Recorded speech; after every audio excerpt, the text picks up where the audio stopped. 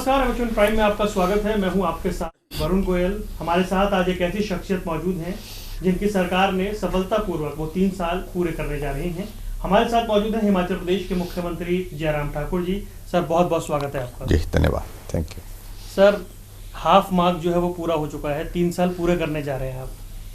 कैसा ये सफ़र, इसे आप कैसे देखते हैं? मैं समझता हूँ कि 3 साल का कार्यकाल हमारा बहुत बेहतरीन रहा। प्रदेश का संतुलित विकास और विकास को गति, ये दोनों चीज़ें प्रदान हुई हैं। दूसरी बात, बीच में कोविड के चलते प्रभावित भी हुआ काम। 1 वर्ष लगभग जो है हमारा जो है काम प्रभावित हुआ, लेकिन फिर भी उसके बावजूद हिमाचल प्रदेश में ऐसी परिस्थिति नहीं है कि कोई ऐसे कहे कि काम रुक ही गए। काम में बाधा ज़रूर आई, लेकिन उसके बावजूद काम को रुकने नहीं दिया। और आज जितने भी हमारे जो प्रोजेक्ट्स जो चले हुए थे, उन सब प्रोजेक्ट्स ने गति पकड़ ली है। कि अक्सर हिमाचल प्रदेश के बारे में ये कहा जाता है कि दुर्गम क्षेत्र हैं, सुदूर इलाकों में लोग रहते हैं, तो चाहे केंद्र की योजनाएं हों या राज्य की योजनाएं हों, या तो वक्त पर पहुंच नहीं पाती या देरी हो जाती है, या वहाँ के लोगों को लाभ मिलने में वक्त लगता है। क्या वो परिस्थिति बदली है? नहीं, वैसा वो परिस्थिति नहीं रही। देखिए, अब इस बात से हम सहमत हैं कि हिमाचल भौगोलिक दृष्टि से कठिन प्रदेश है। भौगोलिक दृष्टि से हमारी कई तरह की परेशानियां हैं वहाँ पर, लेकिन उसके बावजूद भी केंद्र सरकार और प्रदेश सरकार की योजनाओं को प्रभावी ढंग से लागू करने के लिए हमने कोई कसर नहीं छोड़ी, और वो ज़मीन पर पहुँची हैं। लाभ हुआ है, निश्चित रूप से उसका बहुत बड़ा लाभ हुआ है। और आज मैं इस बात को कह सकता हूँ कि कोविड के इतने बड़े संकट में भी हिमाचल एक ऐसा प्रदेश है जहाँ हर तरह से शांति है, हर तरह से सारे डेवलपमेंट के जो प्रोजेक्ट्स है वो गति पकड़ करके आगे चले हुए हैं। और उसके साथ साथ में केंद्र का भी मैं आज के इस अवसर पर हृदय से आभार व्यक्त करना चाहूँगा कि बहुत बड़ी मदद, बहुत सहयोग हर दृष्टि से केंद्र सरकार का हिमाचल प्रदेश के लिए रहा है। प्रधानमंत्री जी अक्सर कहते हैं कि हिमाचल से उनका विशेष लगाव है। क्या वाकई सर वो डबल इंजन की सरकार वाली गति हिमाचल को मिलती हुई दिखी क्या? तो निश्चित रूप से मैं इस बात को कह सकता हूं कि हिमाचल प्रदेश ने बहुत बेहतर काम किया है। और ऐसे प्रोजेक्ट्स जो स्टेट के ही नहीं, नेशनल इम्पोर्टेंस के प्रोजेक्ट हैं और जिनकी पहचान अंतर्राष्ट्रीय स्तर पर भी हम कह सकते हैं कि आज की तारीख में है। हमारा अटल टनल रोहतांग, जो काम बहुत धीमी गति से चला था, बहुत धीरे चला था, 2010 में काम की शुरुआत हुई थी। शुरू में सही मायने में उसकी काम की जो है शुरुआत तो अटल बिहारी वाजपेयी जी ने 2002 में जो है आकर के जो है उसकी घोषणा की थी। उसके बाद उसका शिलान्यास करके जो काम की शुरुआत की थी, लेकिन ज़मीन पर काम जो है वो बहुत धीमी गति से उसके बाद चलता रहा। हम सरकार आने के बाद उस गति को तेज़ करने के बाद 3,300 करोड़ रुपए का वो प्रोजेक्ट जो है वो देश के लिए समर्पित हुआ, प्रदेश के लिए समर्पित हुआ। और आदरणीय प्रधानमंत्री जी ने आकर के इस अटल टनल रोहतांग का उद्घाटन किया। और मैं कह सकता हूं कि सामरिक दृष्टि से उसका एक बहुत बड़ा महत्व है हमारे राष्ट्र के लिए, हमारे देश के लिए, क्योंकि सीमा के इलाके तक सड़क को पहुंचाने के लिए बहुत बड़ी एक जो बाधा आती थी, रोहतांग का जो हमारा दर्रा आता था, वो अब समाप्त हो गया। अब टनल से लोगों का आना जाना और पर्यटन की दृष्टि से भी बहुत बड़ा उसमें लाभ हुआ है। इसी तरह से मैं कह सकता हूँ कि बहुत सारे प्रोजेक्ट्स जो हमारे केंद्र सरकार की ओर से, जिसमें सहयोग की दृष्टि से, चाहे वो हमारे हाइडल सेक्टर में है, हाइडल सेक्टर के अतिरिक्त हमारे जो दूसरे जो हमारे 4 लेन के प्रोजेक्ट्स हैं, अब सब प्रोजेक्ट्स ने गति पकड़ी है। और मैं उम्मीद करता हूं कि आने वाले समय में जो विकास की गति हिमाचल प्रदेश में जो चल रही है उसको और तेज़ गति देने के लिए हम कोशिश करेंगे। सर, राजनीति में ये माना जाता है कि जो आखिरी साल होता है वो तो अगले चुनाव की तैयारी का साल होता है। क्या सरकार के पास अब काम करने के लिए मेन रूप से 1 साल ही है? देखिए, ऐसे में हमारा चुनाव आ रहे हैं इसलिए ही काम करना है, ऐसा हमारा बिल्कुल भी लक्ष्य नहीं रहा है। मैं इस बात को बड़ा स्पष्ट करना कि एक सरकार पहले जो थी वो 4 साल आराम करते थे, 5वें साल उठते थे, जागते थे, चलना शुरू करते थे और अनाप शनाप घोषणाएं करके इस प्रकार से सारी व्यवस्थाओं को अस्त व्यस्त करके, तहस नहस करके जो है हिमाचल प्रदेश में काम करते रहे। और उसके कारण जो है सही मायने में विकास को जिस प्रकार से होना चाहिए संतुलित विकास और व्यवहारिक रूप से ज़मीन पर विकास, वो सारी चीज़ें नहीं हो पाती थी। वो चुनावी दिनों के लिए ही सारा कुछ जो है घोषणा करने का एक तौर तरीका था हिमाचल प्रदेश में। लेकिन हमने हिमाचल प्रदेश में पहले दिन से काम शुरू किया और उसका परिणाम आप देख रहे होंगे कि हिमाचल प्रदेश में जब लोकसभा का चुनाव हुआ, परिणाम ये हुआ कि 4 सीटें तो जीती हमने, लेकिन पूरे देश भर में सबसे ज़्यादा वोट शेयर के साथ हिमाचल प्रदेश में हमने वो जीत हासिल की। दूसरे, हिमाचल के 68 विधानसभा क्षेत्र में भारतीय जनता पार्टी को जीत हासिल हुई। ये कुछ एक चीज़ें हैं जिसको आप कह सकते हैं कि अगर हमने काम नहीं किया होता, शुरू के दौर से काम शुरुआत नहीं की होती, तो स्वाभाविक रूप से लोगों का इस प्रकार का सहयोग नहीं मिलता। और आज हमको अगर सहयोग मिला है, उसकी वजह यह है कि हम पहले दिन से हमने काम शुरू किया है। अब जो कोविड के कारण जो कामकाज में जो प्रभाव आया पिछले कुछ अरसे में, उसको भी हम जो है सफलतापूर्वक जो है उसको दूर करने के लिए हम प्रयत्न कर रहे हैं। और हिमाचल प्रदेश निश्चित रूप से पहले दिन से अंतिम दिन तक जो हमारी सरकार का कार्यकाल है वर्तमान का, अंतिम दिन तक काम करेगा और उसके बाद लोगों के बीच में जाएंगे, जनता के बीच में जाकर के जनता के ऊपर छोड़ देंगे। जनता का आशीर्वाद निश्चित रूप से मिलेगा। मैं इस बात को कह सकता हूँ, दावे के साथ कह सकता हूँ। चुनाव 2 साल बाद हैं और 2 साल बाद जब हिमाचल प्रदेश में चुनाव होंगे तो हिमाचल के इतिहास में एक नई चीज़ अब की बार होगी। भाजपा की सरकार के बाद फिर भाजपा की सरकार, ये आपको देखने को मिलेगी। सवाल प्यारा था सर, आप तो कह रहे हैं पहले दिन से काम कर रहे हैं, लेकिन जो परिपाटी हिमाचल की है, जो परंपरा है सरकार बदलने की, वो जिंक्स टूटेगा क्या? निश्चित रूप से आपकी बार इसको बदल करके रखेंगे। यही तो हमारे सामने एक बड़ा काम है जिसको करना है। मैं इस बात को कह रहा हूं कि उसमें हम सफल होंगे, निश्चित रूप से सफल होंगे। आदरणीय मोदी जी के नेतृत्व में बहुत एक ज़बरदस्त एक माहौल पूरे देश भर में आज की तारीख में भी है। हिमाचल प्रदेश से हमारी पार्टी के राष्ट्रीय अध्यक्ष जगत प्रकाश नड्डा जी जो है वो पार्टी को बहुत तेज़ गति से और पार्टी को बहुत जो है मजबूती के साथ जो है आगे बढ़ा रहे हैं। और हिमाचल प्रदेश में भारतीय जनता पार्टी की सरकार का 3 वर्ष का कार्यकाल, एक भी मुद्दा विपक्ष के पास स्थायी रूप से, जिसको बोल सकते हैं स्थायी मुद्दा, एक भी मुद्दा हिमाचल प्रदेश में कांग्रेस के पास नहीं है। मुद्दा उठाते हैं, छोड़ते हैं, यही चलता है उनका, लेकिन स्थायी मुद्दा एक भी कांग्रेस के पास नहीं है। जहाँ तक कोविड के इशू पर शोर डालते हैं, कोविड तो राष्ट्रीय ही नहीं अंतर्राष्ट्रीय मुद्दा है। ये सारी चीज़ को उनको समझना चाहिए। उनके अपने प्रदेशों की हालत क्या है, किस प्रकार से लोगों की वहाँ की परिस्थिति है, इन सारी चीज़ों में मैं ज़्यादा कहना नहीं चाह रहा हूँ, लेकिन मैं इतना कह रहा हूँ कि कोविड के इशू को लेकर के इसके सिवाय कुछ कहने के लिए उनके पास है ही नहीं, कुछ कह ही नहीं पा रहे हैं। कोई भी मुद्दा, जिस मुद्दे को लेकर के जो है वो सरकार को जो है वो कटघरे में खड़ा करे, सरकार के खिलाफ कुछ बोले, लोग इस बात को लेकर के बड़ा स्पष्ट कर रहे हैं कि कोविड एक ऐसा मुद्दा है जो प्रदेश का नहीं है, ना देश का है, वो पूरे दुनिया का मुद्दा है। ऐसी परिस्थिति में हिमाचल प्रदेश में जहां काम की बात, विकास की बात, सरकार की बात है, हम बेहतर ढंग से काम कर रहे हैं। कोविड और कोरोना पर जिस तरह से विपक्ष ने घेरा, उन्होंने कहा कि उस तरीके के प्रबंध नहीं किए गए जिस तरह की परिस्थिति थी, जबकि हिमाचल उत्तर भारत में सबसे संभला हुआ प्रदेश था। बाद में स्थितियां कुछ खराब हुई, तो सरकार उस स्तर पर एक्टिव नहीं हुई जितना होना चाहिए था, यह आरोप है। देखिए, आरोप लगाना तो बहुत सरल है, सहज है। एक तो इनको इस बात को समझना चाहिए, कोविड-19 का एक ये वायरस जो है, इसका करैक्टर जो है इस वायरस का इस प्रकार का है कि अभी तक भी दुनिया बहुत ज़्यादा उसको पूर्ण रूप से समझ नहीं पाई है। और दूसरी बात, उनको इस बात को भी समझना चाहिए कि अलग अलग रीजन में इसने अलग अलग जो है वो पीक लिया है। और हम ऐसा मानते हैं कि जब तक हमारे लॉकडाउन था, रिस्ट्रिक्टेड हमारी इंटर स्टेट मूवमेंट थी, पब्लिक ट्रांसपोर्ट भी हिमाचल प्रदेश में हमने रोका हुआ था उस वक्त, तब तक के लिए इफेक्टिव हमारे पास जो है वो उसको कंट्रोल करने के लिए। और आप उत्तर भारत की क्या कर रहे हैं, हम देश में जो पहले 2 राज्य थे उनमें से सबसे बेहतर मैनेजमेंट में थे कोविड के।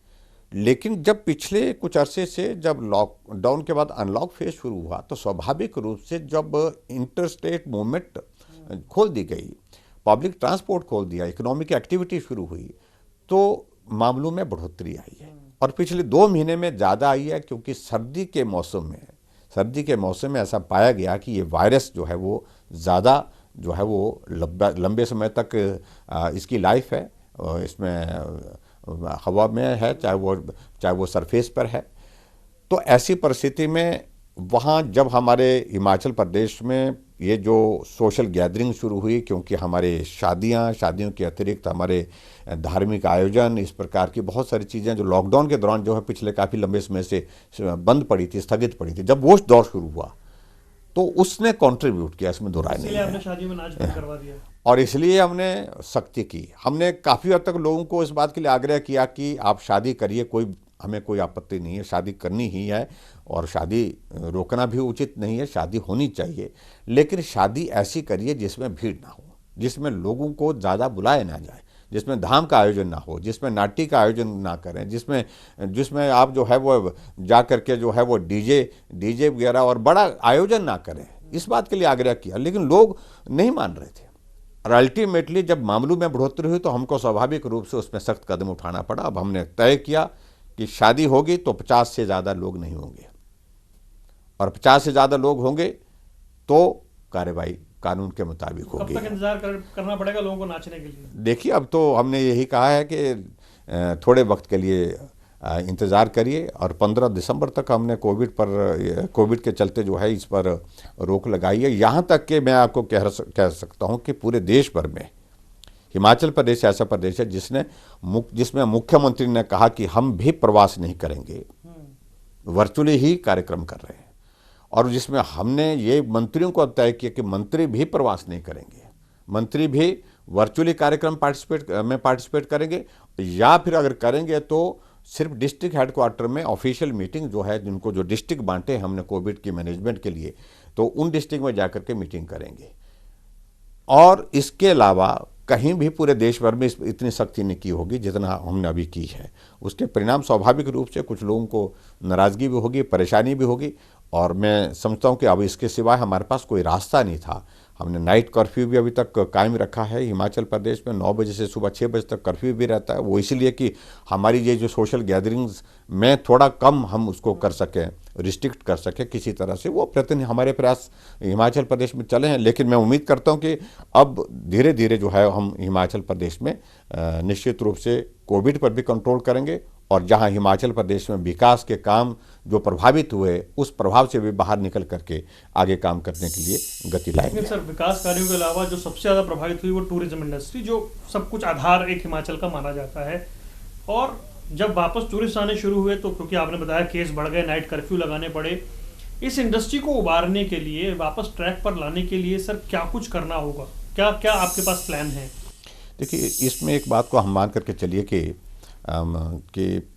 टूरिज्म इंडस्ट्री पूरी दुनिया की प्रभावित हुई इस कोविड के करके। कोई आदमी हिम्मत नहीं कर पा रहा बाहर निकलने के लिए, बहुत कम लोग, लेकिन फिर भी उसके बावजूद भी पूरे नॉर्थ में अगर टूरिज्म ने गति पकड़ ली है वो हिमाचल प्रदेश ने। अभी कुछ वक्त के लिए थोड़ी बहुत असुविधा ज़रूर होगी कुछ लोगों के लिए, जब तक ये कर्फ्यू है, जब तक कुछ रिस्ट्रिक्शंस हमने लगाई हैं, SOP जो है हमने टूरिस्ट के लिए जो है वो तय किया है टूरिज्म की ओर से, तो और उसमें कुछ चीज़ों को लेकर थोड़ी कठिनाई जरूर रहेगी, लेकिन बहुत लंबे समय के लिए मैं समझता हूँ कि अब नहीं, अब लोगों ने इस बात के लिए भी मन बना लिया है, ये कोविड चलता रहेगा, कोविड के साथ जीने का स्वभाव बनाना पड़ेगा, आदत डालनी पड़ेगी, काम करना पड़ेगा। इकोनॉमिक एक्टिविटीज़ अगर हम बिल्कुल अपनी बंद करेंगे तो वो भी व्यवहारिक नहीं है, इसलिए दुकानदार दुकान जा रहा है, व्यापार वाला व्यापार कर रहा है, किसान वाला जो है वो किसान का अपना खेती का काम कर रहा है, तो इसलिए सब जगह काम तो चला है, लेकिन कोविड का डर अभी भी स्वाभाविक रूप से हर आदमी के मन और मस्तिष्क पे है। सर, आपने अभी खेती की बात की, दिल्ली के दरवाजे पर एक आंदोलन चल रहा है, हिमाचल प्रदेश के किसानों को आप कैसे समझा पाए, किस तरह उन्हें समझाने में कामयाब हुए? देखिए, एक तो मैं यही कह रहा हूँ कि हिमाचल प्रदेश में इस जो हमारा जो किसानों के लिए जो बिल लाया गया है केंद्र सरकार द्वारा, इसको हमने नीचे तक पहुंचाने के लिए भी प्रयत्न किया है, लोगों के बीच में जागरूकता लाने के लिए। अभी भी हमारी पार्टी की ओर से, संगठन की ओर से योजना बनी है, लेकिन उसके बावजूद भी सरकार की ओर से भी हमने प्रयत्न किया कि कोई भी चीज़ इसमें ऐसी नहीं है जो किसान को नुकसान पहुंचा रही है। एक बात। और इसका कारण ये भी हुआ कि हिमाचल प्रदेश का कोई किसान आंदोलन पर नहीं है। बंद की कॉल, भारत बंद की कॉल जो दी गई थी, मैं समझता हूँ कि पूरे देश भर में सबसे कम प्रभाव अगर किसी प्रदेश में बंद की कॉल का हुआ तो हिमाचल प्रदेश। एक भी दुकान बंद नहीं हुई, मतलब पूरा का पूरा जो है वो सहयोग दिया, क्योंकि किसान इस बात से सहमत हैं कि जब इसमें बुराई है ही नहीं, सीधा केंद्र सरकार में सबसे बड़ी बात है कि मोदी जी के नेतृत्व में भरोसा, विश्वास।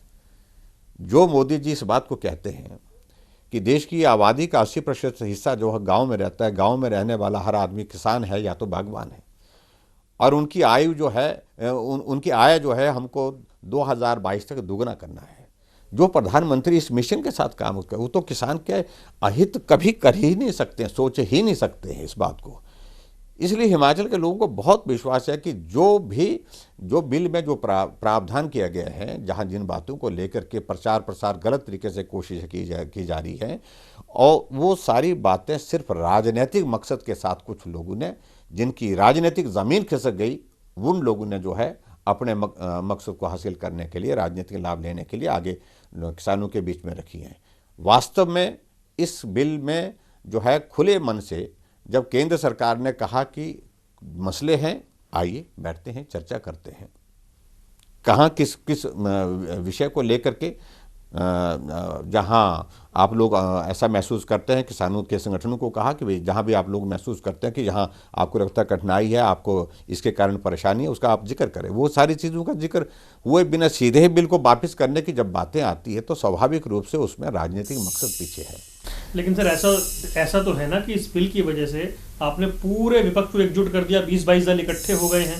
देखिए, इससे कोई फर्क नहीं पड़ता। ये विपक्ष के जितने भी दल हैं जो इकट्ठा होने की अगर बात करें तो उसमें मैं जरूर कहूँगा वो इकट्ठे भी रहें तो भी फर्क नहीं पड़ता। इसलिए फर्क नहीं पड़ता क्योंकि ये प्रयोग एक जगह नहीं अनेक जगह हो लिया। अभी बिहार का ही चुनाव था, महागठबंधन था ना, वो क्या था? वो भी तो यही था कि मोदी जी को रोको, भाजपा को रोको, एनडीए को रोको, यही था। सबके सब दल इकट्ठा होकर के कि भाजपा को रोकना है, एनडीए को रोकना है। रोक पाए क्या? नहीं रोक पाए। और इससे पहले भी इस प्रकार के आंदोलन जहां जिन राज्यों में आंदोलन के अलावा जहां इस तरह के गठबंधन हुए तो वो सफल नहीं हुए। तो इसमें मैं यहाँ भी कह रहा हूँ कि यहाँ ये सफलता नहीं होगी, बिल्कुल नहीं। सहज स्थिति तो हो गई है, ऐसा लग रहा है 6 साल में पहली बार। लेकिन इतना मैं मानता हूँ कि देखिए, एक माहौल को खराब करने के लिए प्रयत्न कर रहे हैं सिर्फ राजनीतिक मकसद के संग लोग।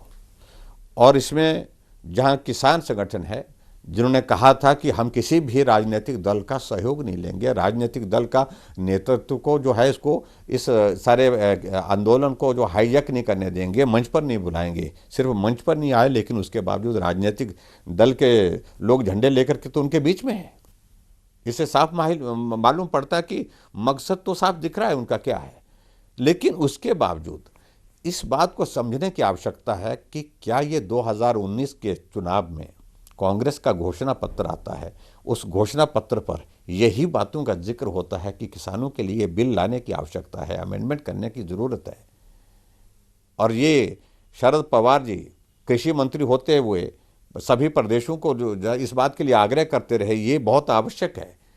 ये सारी जो अमेंडमेंट्स करने की आवश्यकता महसूस होती है। और इसमें कांग्रेस के राज्यों को कहा गया कि आप जो है इसको पायलट प्रोजेक्ट के नाते अपने अपने स्टेट में शुरू करो। यहाँ तक उनने बात कही कि अगर जो इस स्टेट इसको लागू करेंगे तो उनको हम केंद्र से सहयोग देंगे, जो नहीं करेंगे उनको सहयोग नहीं करेंगे। आज वही तो भारतीय जनता पार्टी की सरकार, एनडीए की सरकार कर रही है, उन्हीं चीज़ों को आगे बढ़ा करके काम कर रही है। तो समझ से परे है बात। आखिरकार वो चाहते क्या है? ऐसी परिस्थिति में मुझे सिर्फ इतना ही कहना है कि इसमें विशुद्ध राजनीति, ये किसान आंदोलन के जगह ये एक महज राजनीतिक आंदोलन बन करके रह गया है और जिसमें उनको सफलता नहीं मिलेगी। अंततः गत्वा हमारे केंद्रीय नेतृत्व ने खुल करके कहा है कि आओ चर्चा करेंगे, बात करेंगे, जो सुझाव मानने के योग्य होंगे विचार करेंगे। इतना खुलापन हमारे नेतृत्व का होना तो ये अपने आप संदेश देता कि किसान के हित के लिए उन्होंने सारी बातों को लेकर के अपना मन खुला रखा है, अपना दिल खुला रखा है। और मैं उम्मीद करता हूँ जब भी ऐसे विवाद हुए, संवाद एकमात्र रास्ता है जिससे समाधान हुआ है। और इसमें उम्मीद करता हूं कि समाधान निकलेगा। तो सवाल और कि हिमाचल प्रदेश छोटा राज्य है, अब आपकी पार्टी के राष्ट्रीय अध्यक्ष जो दुनिया की सबसे बड़ी पार्टी है वो हिमाचल से आते हैं, एक मोदी सरकार में मंत्री भी हिमाचल से ही आते हैं, क्या ऐसे में आकांक्षाएं नहीं बढ़ जाती हैं एक छोटे प्रदेश की कि जब नेतृत्व इतनी आगे बढ़ रहा है तो प्रदेश को भी उस लिहाज से बहुत कुछ मिले? इन आकांक्षाओं की पूर्ति के लिए क्या आगे बढ़ रहे हैं आप लोग? निश्चित रूप से देखिए, हमारे लिए सौभाग्य की बात है, आदरणीय मोदी जी का हिमाचल के साथ बहुत प्यार है, प्रेम है, स्नेह है, और हिमाचल के लोग भी उनको बहुत पसंद करते हैं, दिल से इज्जत देते हैं, दिल से उनको प्यार करते हैं। और हिमाचल जैसे छोटा सा प्रदेश से भारतीय जनता पार्टी के, जो भारतीय जनता पार्टी देश की नहीं दुनिया की सबसे बड़ी राजनीतिक पार्टी है, उसके राष्ट्रीय अध्यक्ष के नाते जगत प्रकाश नड्डा जी को जो सम्मान दिया है, इस बात को हम कभी भूल नहीं सकते हैं। ये बहुत बड़ा एक स्थान, एक सम्मान हिमाचल प्रदेश को मिला है। केंद्रीय मंत्रिमंडल में अनुराग जी मंत्री के नाते काम कर रहे हैं, तो हिमाचल को जो चाहिए था वो मिल रहा है। और विकास के लिए हिमाचल प्रदेश में भारतीय जनता पार्टी की सरकार जो है वो केंद्र से पूरा सहयोग लेकर के विकास को गति दे रही है। तो ये सारी बातें मुझे लगता है कि बहुत पर्याप्त हैं, काफ़ी हैं, और आने वाले समय में निश्चित रूप से आप देखेंगे जब हमारी सरकार का कार्यकाल पूरा होने के बाद हम चुनाव में जाएंगे, भाजपा के बाद फिर भाजपा, यानी कि भाजपा की सरकार, यही आपको देखने को मिलेगा। सर, अंत में जो हिमाचल की जनता आपको सुन रही है जी, कोविड को लेकर या जो अभी प्रतिबंधों को लेकर, नाइट कर्फ्यू को लेकर, उनके दिल में बहुत सारे विचार हैं, क्या कहना चाहते हैं आप, कह दीजिए। मैं हिमाचल की जनता से पहले भी कई बार विनम्र आग्रह कर चुका हूं कि कोविड के मामले इन दिनों में काफ़ी तेज़ी से बढ़े हैं प्रदेश में, और इनको रोकने का एकमात्र रास्ता है, वो है आप सबका सहयोग और समर्थन। अभी तक अगर हम कोविड को रोक पाए हिमाचल प्रदेश में थे, उसमें सबसे बड़ी वजह कि हिमाचल प्रदेश की जनता ने बहुत बड़ा सहयोग दिया है। इस सहयोग की आगे भी आवश्यकता है, और आने वाले समय में जो परिस्थितियां हमारे सामने जो वर्तमान में जो आई हैं, तो उनको बेहतर करने के लिए आप सबसे मेरा विनम्र निवेदन है कि जो अभी हमने रिस्ट्रिक्शंस, कुछ सख्तियां हिमाचल प्रदेश में जो हमने लागू की हैं, उसमें अपना पालन करें। मैं मानता हूं आप सबको असुविधा होगी, आप सबको मुश्किल भी होगी, कर्फ्यू के कारण भी मुश्किल हो जाती है, और उसके साथ साथ में जो सोशल रिस्ट्रिक्शन लगाई है कि 50 से ज़्यादा लोग नहीं एक स्थान पर होंगे, उसके कारण भी असुविधा ज़रूर हुई होगी। लेकिन ये जो भी निर्णय लिए हैं, ये आपके परिवार की सुरक्षा के लिए, हमारे हिमाचल प्रदेश के हर नागरिक के लिए ये बहुत आवश्यक है। हमारे लिए हिमाचल प्रदेश के हर नागरिक का जीवन बहुत बहुमूल्य है, इसलिए हर नागरिक के जीवन की रक्षा करना, सुरक्षा करना, ये हम सब का दायित्व है। आप सबका सहयोग हमको बहुत मिला है, और अभी भी जब तक कोविड समाप्त नहीं होता तब तक के लिए आप सबका सहयोग मिलता रहे, ऐसा मेरा आप सबसे निवेदन है। धन्यवाद सर, आपने हमारे वक्त निकाला, विस्तार से चर्चा की, आपका बहुत बहुत धन्यवाद। Thank you very much. Thank you. ये थे हमारे साथ हिमाचल प्रदेश के मुख्यमंत्री जयराम ठाकुर। बेबाक अंदाज में हर मुद्दे पर उन्होंने अपनी बात रखी और कहा कि 2022 के बाद भी हिमाचल प्रदेश में कमल के बाद कमल होगा, यानी नई परिपाटी होगी। फिलहाल इस खास पेशकश में इतना ही, दीजिए इजाजत, नमस्कार।